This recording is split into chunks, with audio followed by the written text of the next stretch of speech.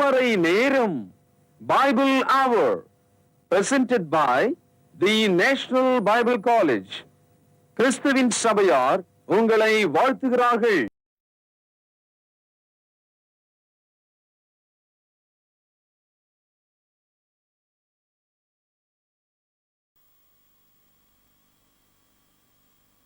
வாழ்த்துக்கள். திருமறை நேரம் நேயர்களே, இயேசு கிறிஸ்துவின் இனிய நாமத்திலே உங்கள் யாவரையும் அன்போடு பேக் டு பைபிள் திருமறைக்கு திரும்புவோம் என்கிற நிகழ்ச்சியிலே சந்திப்பதில் மகிழ்ச்சி அடைகிறோம். எங்களுடைய இந்த குடும்பத்தின் சார்பில் உங்களுக்கு எங்களுடைய வாழ்த்துக்களை தெரிவிக்கிறோம். நீங்கள் அநேகருக்கு இந்த நிகழ்ச்சியை பற்றி பேசுகிறது ரொம்ப சந்தோஷம். அது நிமித்தம் தேவன் உங்களை ஆசீர்வதிப்பார். உங்களுடைய குடும்பங்களை, உறவினர்களை முதல்ல சந்திங்க. உறவினர்களுக்கு முதல்ல நீங்கள் சொல்லுங்கள். வேதத்தை நேசிப்பவர்களுக்கு சொல்லுங்கள். கேள்வி கேட்குறவங்களுக்கெல்லாம் சொல்லுங்கள் இந்த நிகழ்ச்சியை பார்க்க சொல்லி. ஏன்னா இந்த வேத விளக்கம் அநேகருக்குள்ளே தெளிவையும் அநேகர் கிறிஸ்துவுக்கு கீழ்ப்படுகிற ஒரு வாய்ப்பையும் மிக வேகமாக ஏற்படுத்தி வருது. அதனால் நீங்கள் அதை கவனம் வைத்துக் கொள்ளும்படி கேட்குறேன். இன்றைக்கி யோவான் எழுதின முதலாவது நிருபம், ஃபர்ஸ்ட் ஜான் இல்லையா, யோவான் எழுதின முதலாவது நிருபம். இந்த முதலாவது நிருபத்தில் இயேசு கிறிஸ்துவை பற்றியும் இயேசு கிறிஸ்துவை நாம் தேவனுடைய குமாரன் என்று அறிக்கை செய்வதை பற்றியும் மக்களுக்கு முக்கியமான 3 விஷயங்களை இந்த நிருபத்தின் வழியாக சொல்கிறார். என்னென்னா, நீங்கள் தேவனுடைய ஜீவனை பெற்றவர்களாக, தேவனுடைய அன்பிலே நடப்பவர்களாக, ஒளியில் நடப்பவர்களாக நீங்கள் இருக்கணும். இதை நீங்கள் நல்ல ஞாபகம் வச்சுக்கிட்டு இருந்தீங்கன்னா ஒரு நல்ல கிறிஸ்தவராக நீங்கள் வாழ முடியும்.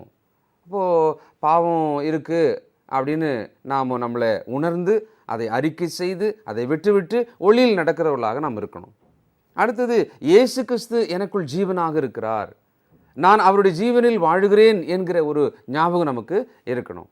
அடுத்தது, என் காண்கிற சகோதரன் மத்தியில் நான் அன்பை பகிர்ந்து கொள்ளுகிறவனாக இருக்கணும். அப்போ தான் காணாத தேவனிடத்தில் அன்பு கூறுகிறன்றதை இப்படி தான் நான் நிரூபிக்க முடியும். காண்கிற சகோதரனிடத்தில் மனுஷனிடத்தில் நான் அன்பு கூறுகிறவனாக, ஏன்னா தேவனுடைய அன்பு என் உள்ளத்திலே ஊற்றப்பட்டிருக்கிறது. இதுதான் ஒரு அடிப்படையான கிறிஸ்தவ வாழ்க்கை வாழ வேண்டிய விஷயங்களாக இந்த நிருபத்தில் நாம் படிக்கலாம். இதை இன்னும் நாம் கவனிப்போம். நம்முடைய கிறிஸ்தவ வாழ்க்கை இப்படிப்பட்ட நோக்கத்தில் தான் சரியாக போயிட்டுருக்கான்றதை நம்ம ஒரு முறை பரிசோதனை பண்ணி பார்த்துக்கலாம். செய்தி போகலாங்களா? இந்த நாளில் நம்முடைய செய்தியாளர் தேசிய வேதாகம கல்லூரியினுடைய கல்வித்துறை தலைவர் டாக்டர் பீட்டர் சோலமன் ஐயா அவர்கள். வணக்கம் திருமறை நேர நேயர்களே. அற்புதமான இந்த புதிய நாள் காலையில் திருமறைக்கு திரும்புவோம், பேக் டு பைபிள் என்ற இந்த நிகழ்ச்சிக்கு உங்களை அன்போடு அழைக்கிறேன். நீங்கள் தொடர்ந்து தேவனுடைய வார்த்தையை கற்று வருவதற்காகவும் அதை குறித்து மற்றவர்களிடத்தில் பேசி மற்றவர்களையும் ஆதாயப்படுத்தி கொண்டு வருவதற்காகவும் நான் கடவுளுக்கு நன்றி தெரிவிக்கிறேன். இன்றைக்கு 8வது பாகம் 76வது பாடம். இன்றைக்கு யோவான் எழுதிய முதலாவது நிருபம். யோவான் அப்போஸ்தலர், யோவான் சுவிசேஷத்தை அவர் தான் எழுதியிருக்காரு. அப்புறம் அதுக்கு பிறகு வந்த 1, 2, 3 நிருபங்களையும் அவர் தான் எழுதியிருக்காரு. புதிய ஏற்பாட்டினுடைய கடைசி 27வது புத்தகமாகிய வெளிப்படுத்தல் விசேஷத்தையும் இவர் தான் எழுதியிருக்கார். இந்த அப்போஸ்தலர் இயேசுவால் அதிகமாக அன்பு கூறப்பட்ட ஒரு அப்போஸ்தலர். இந்த அப்போஸ்தலர் பேதுருவோடு இணைந்து அற்புதமான ஊழியங்களை முதல் நூற்றாண்டு காலத்தில் செய்திருக்கிறார். நேற்று 2 பேதுரு நம்ம படித்தோம் இல்லையா, அங்கே கள்ள தீர்க்கதரிசிகள், கள்ள போதகர்கள், அவர்களால் வரக்கூடிய தீவிரமான அழிவு என்ன என்பதெல்லாம் நம்ம பார்த்தோம். இது நிமித்தம் சத்திய மார்க்கம் எவ்விதமாக தூஷிக்கப்படுகிறது என்பதும் நம்ம பார்த்தோம். அவளுடைய முதல் அடையாளம் பொருளாசையில் துவங்கி மயக்கத்தில் நிறைந்து அரிதாக கிறிஸ்துவுக்காக தப்பின மக்களை கூட மீண்டும் விபச்சார மயக்கத்துக்கு வழி நடத்துகிற அந்த கள்ள உபதேசங்களை குறித்தும் நம்ம படித்தோம். யோவான் எழுதிய இந்த முதலாவது நிருபத்தில் கூட ஏறக்குறைய இதே செய்தி தான், ஆனால் வேறு வகையிலே பேசப்பட்டிருக்கிறது. அதாவது இந்த புத்தகத்தில் 5 அதிகாரங்கள். யோவான் அப்போஸ்தலர் என்ன சொல்கிறாருன்னா, என் பிள்ளைகளே என்று இதை துவக்குகிறார். யோவான் எழுதிய முதலாவது நிருபம் 2ஆம் அதிகாரம் முதல் வசனத்தினுடைய முதல் வரியை பாருங்கள். என் பிள்ளைகளே. இந்த உரிமையை யோவான் தன்னுடைய வயது நிமித்தமாக எடுத்துக்கொள்கிறார். அவர் வயதான காலத்தில் இளமையான அந்த சிறு சபையை பார்த்து அவர்களுக்கு சொல்கிறார், என் பிள்ளைகளே. இந்த பிள்ளைகளுக்கு செய்தி என்னன்னு கேட்டிங்கன்னா, நீங்கள் பிதாவோடும் அவருடைய குமாரனோடும் ஐக்கியமாக இருக்கும்படி அழைக்கப்பட்டிருக்கிறோம். இந்த ஐக்கியம் என்ற வார்த்தை ஆங்கிலத்தில் ஃபெலோஷிப். ஐக்கியம் என்பது இரண்டு பேர் மத்தியில் ஒரே விதமான மரியாதையோட கொடுக்கப்படுகிற சகல நன்மைகள். ஐக்கியம்னு வந்துடும்போது பெரிய ஆள் சின்ன ஆள், உங்களுக்கு ஒரு விதமாக எனக்கு ஒரு விதமாக, அதெல்லாம் நடக்காது. ஐக்கியம் என்பது சமமாக இருக்க வேண்டும். தேவன் மனிதனோடு இறங்கி வந்து ஒரு ஐக்கியம் கொள்கிறார். தேவன் தன்னுடைய சொந்த குமாரனை மனிதனுக்காக கொடுத்து மனிதனுடைய லெவலில் வந்து அவனோடு ஐக்கியம் கொள்கிறார். ஆகவே நாம் ஐக்கியத்துக்கென்று அழைக்கப்பட்டிருக்கிறோமா.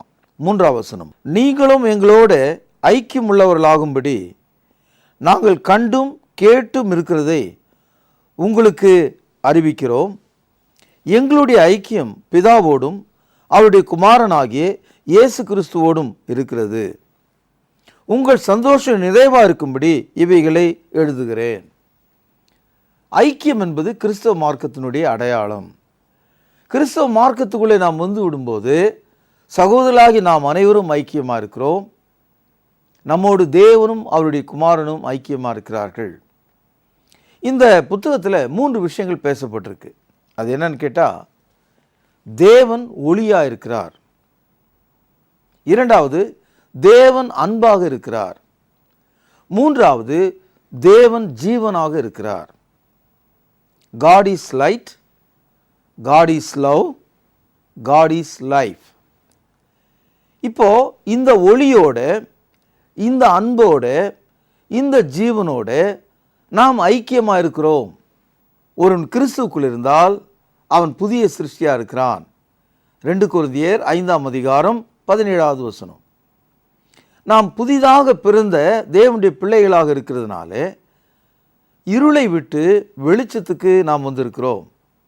கொலோசியர் 1:13 வாசிக்கிறோம், இருளின் அதிகாரத்தினின்று நம்மை வெளிப்படுத்தி அன்பின் குமாரனுடைய ராஜ்யத்துக்கு உட்படுத்தி இருக்கிற தேவனுக்கு ஸ்தோத்திரம். இருளில் இன்று அன்பின் குமாரனுடைய ராஜ்யமாகிய ஒளிக்கு நாம் வந்திருக்கிறோம். ஆகவே ஒளியிலே நாம் நடக்க வேண்டும். வெளிச்சத்துக்கு ஆப்போசிட் வேர்டு வந்து டார்க்னஸ். வெளிச்சத்துக்கு எதிர் வார்த்தை இருள். இருள் என்பது வெறும் இருள் மட்டுமல்ல, பாவமும் கூட. பாவத்தை கூட இருள் என்று வேதாகம் அழைக்கிறது. 2வதாக அன்பாக, நம்ம அன்பு கூறுவதற்கு முன்னால் இருக்கிற ஒரு வார்த்தை வந்து ஹேட் என்ற ஒரு வார்த்தை. லவ்க்கு ஆப்போசிட் வேர்டு வந்து ஹேட்டிங். அன்புக்கு எதிரான வார்த்தை வந்து விரோதித்தல் அல்லது அன்பில்லாமல் இருத்தல். அன்புக்கு எதிரான ஒரு செயல் நாம் செய்கிறவர்களாக இருந்தோம் இல்லையா. இப்பொழுது அன்பிலே நாம் நடக்க வேண்டும். கிறிஸ்துவனுடைய அன்பு நாம் பாவிகளாக இருக்கையில் நம்முடைய இருதயங்களில் ஊற்றப்பட்டது. அந்த அன்பு நம்மை நெருக்குகிறது. ஆகவே நாம் அன்பிலே நடக்க வேண்டும். 3வதாக ஜீவன்.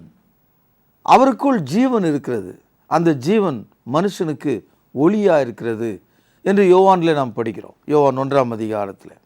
பிரியமானவர்களே, இயேசு நம்மை உயிர்ப்பிக்கும் ஆவியாக இருக்கிறார். அவர் நம்மை உயிர்ப்பிக்கிற ஒருவராக இருக்கிறார்.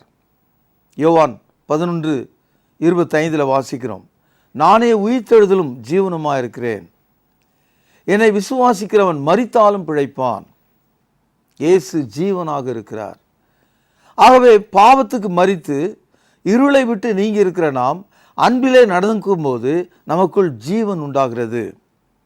ஆக 3 விஷயங்கள் இந்த புத்தகத்தில் பேசப்படுகிறது.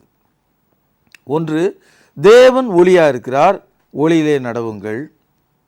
தேவன் அன்பாக இருக்கிறார், அன்பிலே நடந்து கொள்ளுங்கள். தேவன் ஜீவனாக இருக்கிறார், நாமும் ஜீவன் உள்ளவர்களாய் நடந்து கொள்ள வேண்டும். இந்த புத்தகம் எழுதப்பட்டதற்கு 2 காரணங்கள் சொல்லப்படுகிறது. அந்த 2 காரணங்கள் என்ன என்பதை சில நொடிகளை நம்ம பார்ப்போம். முதலாவது, இந்த புத்தகத்தை எழுதுவதற்கு ஒரு காரணம், இந்த கள்ள தீர்க்கதரிசிகள், கள்ள போதனையாளர்கள், கிறிஸ்துவனுடைய உபதேசத்துக்கு விரோதமாக போதிக்கிறவங்க 2 குற்றச்சாட்டுகளை இயேசுவின் மீதும் அவருடைய சபையின் மீதும் அவர்கள் வைக்கிறார்கள். குறிப்பாக இந்த கிரேக்க மக்கள் மத்தியிலிருந்து வந்தவர்கள் எல்லா மனிதனும் பாவியாக இருக்கிறான், அப்படியானால் தேவன் மனிதனாக வர முடியாது, பாவத்தோடு அவர் பிறக்க முடியாது என்ற ஒரு கருத்தை வைத்திருக்கிறார்கள். அதனால ஒரு மனிதன் ரட்சிக்கப்பட விரும்பினால் இந்த இயேசுவால் அது முடியாது. மாறாக பரலோகத்திலிருந்து வந்த விசேஷமான ஒரு ரகசிய அறிவு ஒரு மனிதன் கிடைக்கும்போது அவன் ரட்சிக்கப்பட முடியும். அதாவது என்ன சொல்றான், one must receive the mystical mystery of heavenly truth. பரலோகத்திலிருந்து கிடைக்கிற ரகசியமான ஒரு விசேஷ அறிவு இருந்தால் மனிதன் ரட்சிக்கப்பட முடியும். தேவன் மனிதனாக வந்தார் என்ற அந்த போதனை இருக்க, அது தவறு. இதைத்தான் நாஸ்டிசிசம் என்று சொல்கிறார்கள். இரண்டாவதாக இன்னொரு கருத்து ஒன்று இந்த கள்ள தீர்க்கதரிசிகள் முதல் நூற்றாண்டு காலத்தில் கொண்டு வந்தது. இதுக்கு பேர் டொசியிசம் என்று சொல்றாங்க. இந்த டொசியிச கொள்கைக்காரர்கள் தேவன் மாம்சத்தில் வெளிப்பட்டார் என்ற போதனையை மறுக்கிறவர்கள். யோவான் 1:16 வாசிக்கிறோம், அந்த வார்த்தை மாம்சமாகி அவர் நம் மத்தியில் வாசம் செய்தார். The word became flesh என்று படிக்கிறோம். ஆனால் டொசியிசத்தை போதிக்கிறவர்கள் தேவன் மனிதனாக வர முடியாது, பிறக்க முடியாது, ஏனென்றால் அவர் ஆவியாக இருக்கிறார், ஆவியாக இருக்கிற ஒருவர் மாம்சமாய் காணப்பட முடியாது. இதை டொசியிசம் என்று சொல்கிறார்கள்.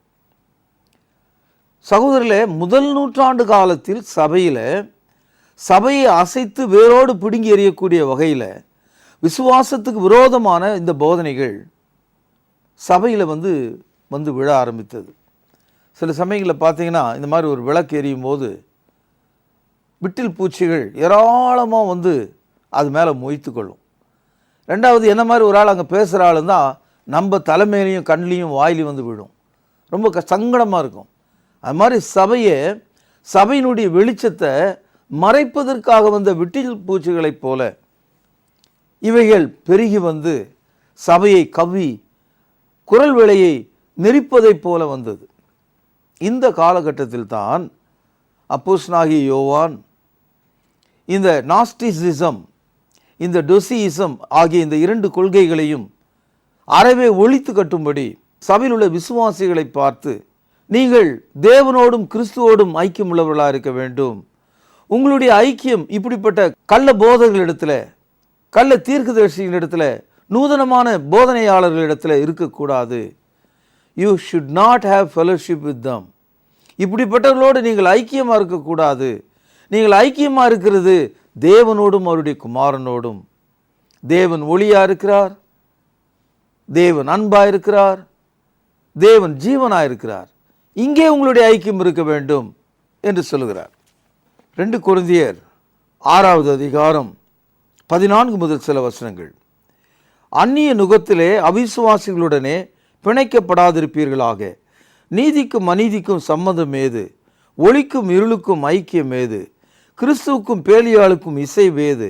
அவிசுவாசியுடனே விசுவாசிக்கு பங்கு ஏது? தேவனுடைய ஆலயத்துக்கும் விக்கிரகங்களுக்கும் சம்பந்தம் ஏது? பவுலடியார் என்ன அருமையான ஒரு பட்டியலை நமக்கு காண்பிக்கிறார். அப்படின்னா என்ன அர்த்தம்னா, இந்த கேள்விகள் எல்லாத்துக்குமே இல்லை என்ற பதில் தான் வரும். ஏன்னா தேவனுடைய ஆலயத்துக்கும் விக்கிரகத்துக்கு ஏதாவது சம்பந்தம் இருக்கா? இல்லை. அதனால தான் சொல்றார், விசுவாசிக்கும் அவிசுவாசிக்கும் ஐக்கியம் இருக்கா? இல்லை. ஒளிக்கும் இருளுக்கும் ஐக்கியம் இருக்கா? இல்லை. எல்லாமே இல்லை தான். ஆகவே தான் 1 யோவானில் இந்த கருத்துகள் பேசப்படுகிறது. ஒளியிலே நாம் நடப்பதற்கு ஒவ்வொரு கிறிஸ்தவர்களும் தேவனோட ஐக்கியமாக இருப்பதற்கு முயற்சிக்கும் போது அனுதினமும் பாவம் நமக்கு தெரிந்தும் தெரியாமலும் நமக்குள்ளே சேர்ந்து விடுகிறது. அறியாமலும் செய்து விடுகிறோம், அறிந்தும் செய்து விடுகிறோம். இதுக்கு விமோச்சனம் என்ன? ஒவ்வொரு முறை நாம் பாவத்துக்கு போகும்போது இருளிலே நாம் வாழ்கிறவர்களைப் போல இருக்கிறோம். யோவான் 1 அதிகாரம் 7ஆம் வசனம், அவர் ஒளியில் இருக்கிறது போல நாமும் ஒளியிலே நடந்தால் ஒருவரோடு ஒருவர் ஐக்கியப்பட்டிருப்போம். அவருடைய குமாரனாக இருக்கிற இயேசு கிறிஸ்துனுடைய இரத்தம் சகல பாவங்களை நீக்கி நம்மை சுத்திகரிக்கும். ஆக பாவங்களை சுத்திகரிக்கும் மருந்தாகிய இயேசுவின் இரத்தத்தை வைத்துக் கொண்டிருக்கிற ஒவ்வொரு கிறிஸ்தவரும் ஒளியிலே நடப்பதற்காகவே இருளை போக்கிக் கொள்ளும்படி இந்த இரத்தத்தை தன் மீது தெளித்து கொண்டே இருக்க வேண்டும், தன் ஆத்துமாவிலே தெளித்து கொண்டே இருக்க வேண்டும். 9-10 வசனங்கள். நமக்குள் பாவம் இல்லை என்போமானால் நம்மை நாமே வஞ்சிக்கிறவர்களாயிருப்போம், சத்தியம் நமக்குள் இராது. நம்முடைய பாவங்களை நாம் அறிக்கையிட்டால் பாவங்களை நமக்கு மன்னித்து எல்லா நியாயத்தையும் நீக்கி நம்மை சுத்திகரிப்பதற்கு அவர் உண்மையும் நீதியும் உள்ளவராயிருக்கிறார். Continually we have been forgiven. தொடர்ந்து பாவங்களை தேவன் நமக்கு மன்னித்து கொண்டே வருவார். எப்பொழுது? நாம் அறிக்கையிட்டால். When we confess our sin. The moment we confess our sin, we walk in the light. நாம் ஒளியிலே தொடர்ந்து நடக்கிறோம். அது மாத்திரம் அல்ல, இயேசு நமக்கு உதவி செய்கிறார். பாருங்கள், 2ஆம் அதிகாரம். என் பிள்ளைகளே, நீங்கள் பாவம் செய்யாதபடிக்கு இவைகளை உங்களுக்கு எழுதுகிறேன். ஒருவன் பாவம் செய்வானானால் நீதிபரராயிருக்கிற இயேசு கிறிஸ்து நமக்காக பிதாவினிடத்திலே பரிந்து பேசுகிறவராயிருக்கிறார். நம்முடைய பாவங்களை நிவர்த்தி செய்கிற கிருபாதார பலி அவரே. நம்முடைய பாவங்களை மாத்திரமல்ல, சர்வலோகத்தின் பாவங்களையும் நிவர்த்தி செய்கிற பலியாயிருக்கிறார். ஆகவே ஒளியிலே நடப்பதற்கு பிரச்சனை என்று ஒன்று இருந்தால் அது பாவம்தான். பாவத்தோடே ஒளியிலே நாம் ஐக்கியமாக இருக்க முடியாது, தேவனோடு ஐக்கியமாக இருக்க முடியாது. பாவத்தை நீக்குவதற்கு இயேசு கிறிஸ்துவின் இரத்தம் இருக்கிறது. பாவங்களை மன்னிப்பதற்கு கிறிஸ்து கிருபாதார பலியாயிருந்து நம்மை மன்னிக்கிறவராக இருக்கிறார். நமக்காக பிதாவினிடத்திலே பரிந்து பேசுகிறவராக இருக்கிறார். பிரியமானவர்களே, இந்த 2ஆம் அதிகாரத்தில் என்ன சொல்றாரு? இந்த நாஸ்டிசிசம், டொசியிசம் என்று சொன்னீங்களே, அதாவது கிறிஸ்துவனுடைய பிறப்பை குறித்த ஒரு தவறான போதனை, கிறிஸ்து மாம்சத்தில் வந்திருக்க முடியாது என்ற ஒரு போதனை, கிறிஸ்து மரித்தோர்ந்து எழுந்த போது அவர் பெற்றிருந்த உடலை பற்றிய சந்தேக கேள்விகள், இப்படிப்பட்ட கள்ள போதங்கள் உள்ள வந்த போது அவைகளை கொண்டு வருகிறவர்கள் யார் என்று சபைக்கு அடையாளம் காட்டுறார். நீங்கள் பொதுவாக மேடை பிரசங்களில், தொலைக்காட்சிகளில் பெரிய ஊழியக்காரர்கள் பேசும்போது இந்த அந்தி கிறிஸ்து என்ற வார்த்தை கேள்விப்படுவீங்க. ஆங்கிலத்தில் ஆன்டி கிரைஸ்ட், கிறிஸ்துவுக்கு எதிரின்னு அர்த்தம். ஆனால் தமிழ் எப்படி மொழிபெயர்த்திருக்காங்கன்னா அந்தி. அந்தி என்று சொன்னால் இருள் என்று பொருள். கிறிஸ்து ஒளியாக இருக்கிறார், அப்படியானால் அந்தி கிறிஸ்து இருளாக இருக்கிறான்.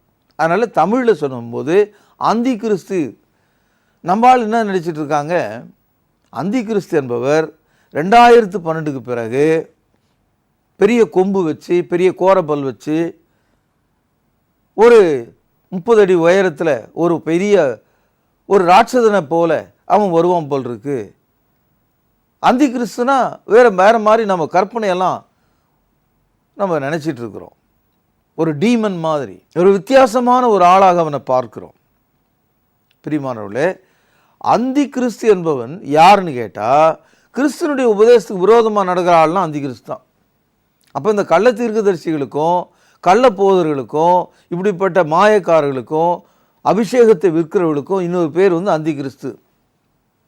ஏனென்றால் வசனத்தின்படி நடவாத அத்தனை பேருமே அந்தி கிறிஸ்துகள் தான். வாசிப்போம். 1 யோவான் 2ஆம் அதிகாரம் 18ஆம் வசனம். பிள்ளைகளே, இது கடைசி காலமாக இருக்கிறது. அந்தி கிறிஸ்து வருகிறான் என்று நீங்கள் கேள்விப்பட்டபடி இப்பொழுது அநேக அந்தி கிறிஸ்துகள் இருக்கிறார்கள். அதனாலே இது கடைசி காலம் என்று அறிகிறோம். யோவான் இந்த புத்தகத்தை 81லேருந்து 86க்குள்ளே எழுதியிருக்கார்.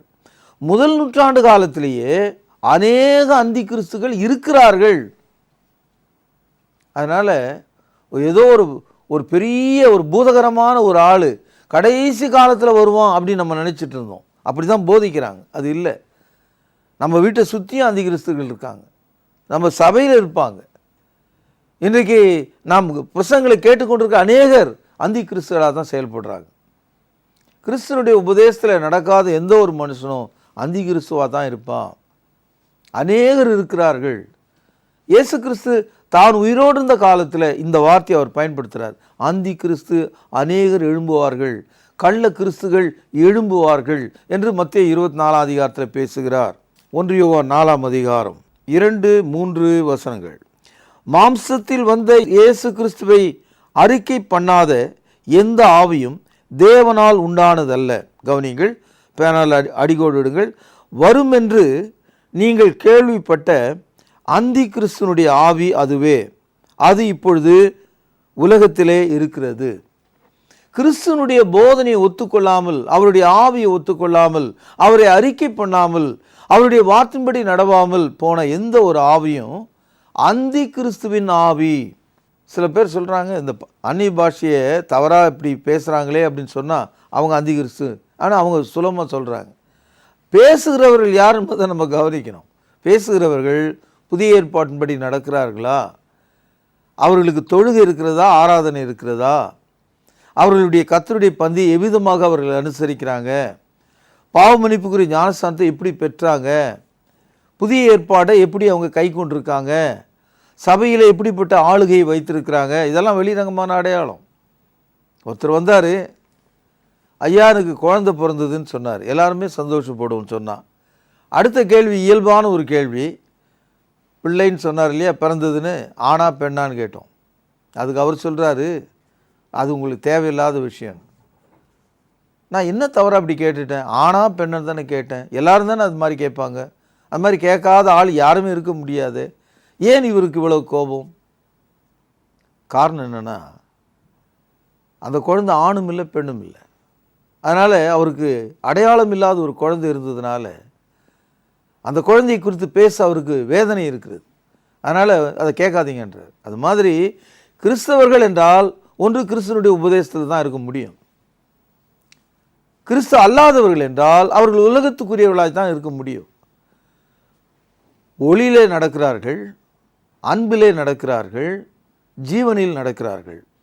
ஒளியிலே ஐக்கியம் கொண்டிருக்கிறார்கள், அன்பிலே ஐக்கியம் கொண்டிருக்கிறார்கள், ஜீவனில் ஐக்கியம் கொண்டிருக்கிறாங்க. இவர்கள் தேவனுடைய மக்களாக இருக்கிறாங்க. இதுக்கு நேர் எதிராக நடக்கிறவர்கள் உலகத்திலிருந்து உலகத்தின் ஆவியின் கீழே அந்தி கிறிஸ்துகளாக, அந்தி கிறிஸ்துவின் ஆவியுடையவர்களாக அவர்கள் இருக்கிறார்கள். அதனால் எனக்கு ரொம்ப மிக சுலபமான ஒரு விஷயம், மற்றவர்களை பார்த்து இவர்கள் அந்தி கிறிஸ்து என்று சொல்வது ரொம்ப சுலபம். ஆனால் சொல்லப்பட்டவர்கள் முதலில் கவனிக்க வேண்டியது, யார் வசனத்தின்படி நடக்கிறார்கள், வசனத்தின்படி கை கொள்கிறார்கள், அதை வச்சு தான் நம்ம கண்டுபிடிக்க முடியும். ஆக தேவனுடைய மனுஷனுடைய ஐக்கியம் ஒளியில் இருக்கிறானா, அன்பிலே இருக்கிறானா, அவருடைய ஜீவனில் நிலைத்திருக்கிறானா, அதற்கான வசனங்களின்படி அவன் வாழ்கிறானா என்று நாம் பார்க்க வேண்டும். 1 யோவான் 4வது அதிகாரம் 12வது வசனம், தேவனை ஒருவரும் ஒருபோதும் கண்டதில்லை. நாம் ஒருவரிடத்தில் ஒருவர் அன்பு கூர்ந்தால் தேவன் நமக்குள் நிலைத்திருக்கிறார், அவருடைய அன்பு நமக்குள் பூரணப்படும். தேவனை ஒருவரும் ஒருபோதும் கண்டதில்லை.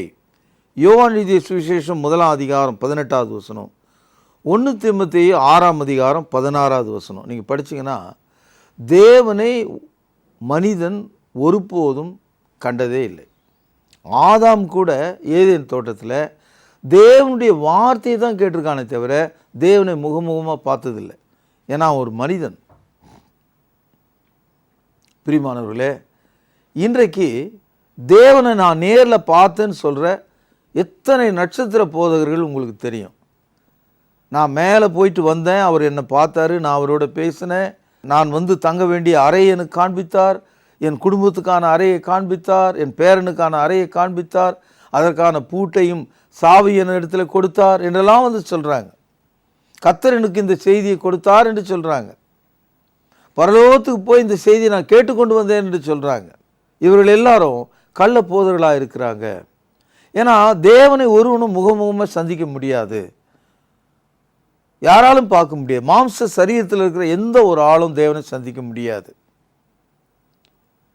சவுல் கூட மத்தியான வேளையில் இயேசு கிறிஸ்துனுடைய சத்தத்தை தான் கேட்டான், அவருடைய முகத்தை அவனால் பார்க்க முடியாது. பிரியமானவர்களே, இதனால்தான் இப்படிப்பட்ட இந்த கள்ள போதர்களுக்கு விரோதமாக இந்த புத்தகமானது எழுதப்பட்டிருக்கிறது. 1 யோவான் 5ஆம் அதிகாரம் 11வது வசனம், தேவன் நமக்கு நித்திய ஜீவனை தந்திருக்கிறார், அந்த ஜீவன் அவருடைய குமாரனில் இருக்கிறது என்பதே சாட்சியாம். நமக்குள்ள தேவன் ஜீவனை கிறிஸ்துவின் வழியாக தேவன் தந்திருக்கிறாராம். சில பேர் இதை நம்புவது கஷ்டம்னு நினைக்கிறாங்க. நீங்கள் மருத்துவமனைக்கு போனீங்கன்னா ஏதோ ஒரு விபத்து அல்லது ஒரு பயங்கரமான வியாதி காரணமாக பிறரிடத்திலிருந்து இரத்தத்தை வாங்கி அந்த மனிதனுக்கு செலுத்தி அவனை காப்பாற்றுவதை நாம் பார்க்கிறோம். இது உண்மையாக இருக்குமானால் மரணத்துக்குட்பட்டு பாவத்தில் இருந்த நமக்கு கிறிஸ்துவனுடைய ஜீவனுள்ள இரத்தம் நம்முடைய சரீரத்துக்கென்று கொடுக்கப்படும் போது அது நம்முடைய பாவங்களை கழுவுவதோடு மட்டுமல்லாமல் நமக்கு ஜீவனையும் கொடுக்கக்கூடியதாக இருக்கிறது. அதனால தான் கிறிஸ்துக்குள்ளே இருக்கிற ஒரு மனிதன் ஜீவனை உடையவனாக இருக்கிறான். இந்த புத்தகத்தில் 3 விஷயங்கள் ஐக்கியத்துக்காக பேசப்பட்டது. தேவன் ஒளியாக இருக்கிறார், நாம் ஒளியிலே நடக்க வேண்டும். தேவன் அன்பாக இருக்கிறார், நாம் அன்பாய் நடக்க வேண்டும். தேவன் ஜீவன் உள்ளவராக இருக்கிறார், நாம் ஜீவன் உள்ளவர்களாய் நடக்க வேண்டும். அப்படி நாம் நடந்தால் இப்படிப்பட்ட எல்லா கள்ள உபதேசங்களுக்கும் பொல்லாப்புகளுக்கும் பயங்கரமான இந்த அந்தி கிறிஸ்துவர்களுடைய போதனைகளுக்கும் நாம் தப்பிக்கொள்ள முடியும். இவைகளை சிந்திக்கத்தக்கதாகவும் மனதார கர்த்தருடைய வார்த்தையை நேசிக்கத்தக்கதாகவும் உங்கள் கையில் உள்ள இந்த 5 அதிகாரங்கள் நிறைந்த இந்த புத்தகத்தின் மூலம் உங்கள் சரீரத்துக்குள்ளே வெளிச்சமும் அன்பும் வாழ்வும் உண்டாகும்படியாக ஆசீர்வதித்து இந்த செய்தியை நான் நிறைவு செய்கிறேன். பிரார்த்தனை செய்வோம். மகா பரிசுத்த நிறைந்த அன்பான தகப்பனே, தேவன் ஒளியாக இருக்கிறார், அன்பாக இருக்கிறார், ஜீவனாக இருக்கிறார். அவருக்குள் நாங்கள் ஐக்கியமாக இருக்க உதவி செய்தருளும். இயேசுவின் நாமத்திலே ஜெபம் கேளும் பரிசுத்த நிறைந்த எங்கள் நல்ல பிதாவே, ஆமேன். ஆண்டவராகிய இயேசு கிறிஸ்துவின் இனிய நாமத்தில் திருமறை நேர நேயர்களுக்கு காலை வாழ்த்துக்கள். என்ன நேயர்களே, இந்த நிகழ்ச்சி உங்களுக்கு ரொம்ப பிடிச்சிருக்கிறதா? ஒவ்வொரு சாதாரண விசுவாசியும் காலைதோறும் வேதாகமத்தை கையில் வைத்துக்கொண்டு ஒரு நோட்டு புத்தகத்தை எடுத்துக்கொண்டு ஒரு மாணவரைப் போல இந்த நிகழ்ச்சியை பார்த்து கொண்டு வருகிறீர்கள், குறிப்புகளை எழுதி வருகிறீர்கள். நிச்சயமாக உங்களை பாராட்டுகிறோம். இது ஒரு வேத பாடம். நீங்கள் இந்த டைட்டில்லையே வான்வழி வேத வகுப்புகள் என்பதை நீங்கள் இதை பார்க்கும்போதே உங்களுக்கு தெரியும். இது ஒரு விழிப்புணர்வு செய்தி. கண் போன போக்கில் கண்மூடித்தனமாக நாம் எதையும் நம்பக்கூடாது. வேதாகமத்தின் ஆதாரத்தோடு உறுதியாக நாம் பரலோகம் போகும் வழியிலே செல்ல வேண்டும். மனிதர்கள், பாரம்பரியங்கள், பழக்க வழக்கங்கள் இது நம்மை வழிநடத்தக்கூடாது. தேவனுடைய வார்த்தை நம்முடைய கால்களுக்கு தீபமாக இருக்கிறது, நம்முடைய பாதைக்கு வெளிச்சமாக இருக்கிறது, பரலோகத்துக்கு அழைத்து செல்லும் ஒரு ஏணியாக இது இருக்கிறது.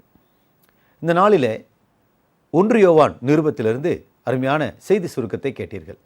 அதாவது இந்த நிருபம் யாருக்காக எழுதப்பட்டது, எதற்காக எழுதப்பட்டது, எழுதப்பட்ட ஆசிரியருடைய வரலாற்று பின்னணி என்ன, அவருக்கும் இயேசு கிறிஸ்துவுக்கும் என்ன சம்பந்தம், அந்த காலகட்டத்தில் இருந்த மக்களுக்கு என்ன பாடம் சொன்னது, இன்று அதை நாம் வாசிக்கும் பொழுது நமக்கு என்ன பாடம் அதன் மூலமாய் கற்றுக்கொள்ளலாம் என்பதை இன்று நாளிலே அறிந்து கொண்டீர்கள்.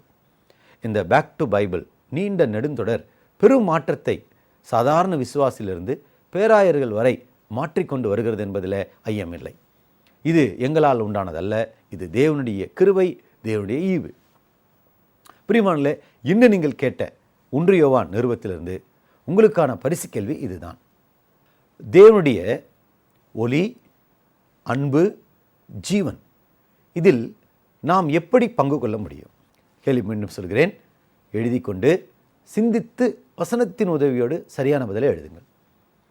தேவனுடைய ஒளி, அன்பு, ஜீவன், லைட், லவ், லைஃப் இதில் நாம் எப்படி பங்கு கொள்ள முடியும்? என்ன நேயர்களே, என்று கேட்ட செய்தியை ஞாபகப்படுத்தி வேதவசனத்தின் துணையோடு சரியான பதிலை உடனே எழுதுங்கள். உங்களுக்கு நல்ல பரிசு காத்து கொண்டிருக்கிறது. தினந்தோறும் ஆயிரக்கணக்கான கடிதங்களும் பதில்களும் வந்து கொண்டிருக்கிறபடினாலே நாங்கள் ஒவ்வொருவராக வரிசை கிரமமாக பரிசுகளை அனுப்பி கொண்டிருக்கிறோம். நிச்சயம் அது உங்களுக்கு வந்து சேரும். ஓரிரு வாரங்கள் காத்திருந்து பெற்றுக்கொள்ளுங்கள். திருமறை நேரம் மாதாந்திர பத்திரிகை, இறையியல் இலக்கணம், வேர்வை சக்தி, கிறிஸ்டியன் சபை போன்ற அற்புதமான புத்தகங்கள் விற்பனைக்கு உண்டு. டிவிடிக்கள் ஆயத்தமாக இருக்கிறது. தேவைப்படுவோர் தொடர்பு கொள்ளுங்கள். நீங்கள் இதுவரைக்கும் புதிய ஏற்பாட்டு சத்தியத்தின்படி ஞானஸ்நானம் பெறாதவர்களாக இருந்தால் காலம் தாழ்த்த வேண்டாம், தாமதம் செய்ய வேண்டாம். உடனே சத்தியத்துக்கு கீழ்ப்படிந்து திருமுழுக்கு பெற்று பாவமன்னிப்பை பெற்று தேவனை மகிமைப்படுத்த உங்களை அழைக்கிறோம். பிரியமானவர்களே, இந்த நிகழ்ச்சியை பற்றி பிறருக்கும் சொல்லுங்கள். வெளிநாட்டில் உள்ள மக்களின் பிரயோஜனத்துக்காக www.tamizhantelevision.com என்ற இணையதளத்திலும் நம்முடைய நிகழ்ச்சிகள் ஒளிபரப்பாகிறது. பார்த்து பயன்பெறுங்கள். தேவ கிருபையும் சமாதானமும் இந்த நாள் முழுவதும் உங்கள் அனைவரோடும் கூட இருப்பதாக. தொடர்பு கொள்ள வேண்டிய முகவரி: திருமறை நேரம், 58 சர்ச் தெரு, குமரன் நகர், சென்னை 6,82,000. தொலைபேசி எண் 044255000882. செல்போன் 9385500882.